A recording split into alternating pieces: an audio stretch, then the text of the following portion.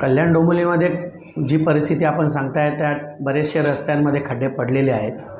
2 दिवसापूर्वीच आयुक्तांची बैठक आम्ही सांगितली होती. सोमवारी त्यांनी आम्हाला वेळसुद्धा दिली होती याच विषयासाठी, कारण गणेशोत्सव, नवरात्र उत्सव जवळ आलेले आहेत आणि शहराची परिस्थिती पाहता तातडीने खड्डे बुजवणं आणि ते व्यवस्थितरित्या रस्ते करणं हे खूप गरजेचं आहे. पण दरवर्षी पॉर्टलसाठी करोडो रुपये खर्च केले जातात, दरवर्षी टेंडर काढले जातात.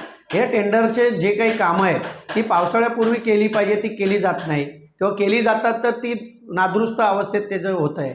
तर याच्यासाठी मी असं म्हणेल की आयुक्त साहेबांना की जे ठेकेदार आहेत, जे अधिकारी आहेत, यांच्यावर कडक कारवाई आपण केली पाहिजे. ठेकेदाराला काळ्या यादीत टाका, कुठलंही बिल देऊ नका त्याचं. त्याचप्रमाणे जे अधिकारी AC कॅबिनमध्ये बसत आहेत त्यांना रस्त्यावर उतरवा. शहराची बदनामी होते याच्यामध्ये. आज आमच्या शहरामध्ये आज आम्हाला लोकांना उत्तर देणं भारी पडायला लागलेलं आहे.